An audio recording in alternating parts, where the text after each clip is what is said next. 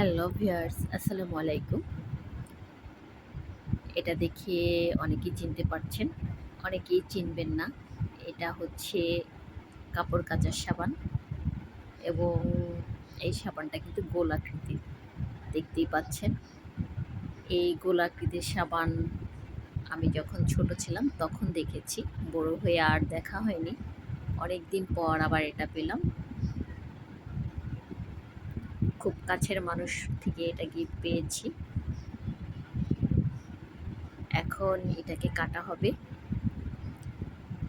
দেখি কাটতে পারি কিনা। আর কাটার জন্য প্রথমে একটা রশি নিয়েছি, তবে রশি দিয়ে কাটা যাচ্ছে না, এটা অনেক বেশি চিকন হয়ে গেছে সুতাটা।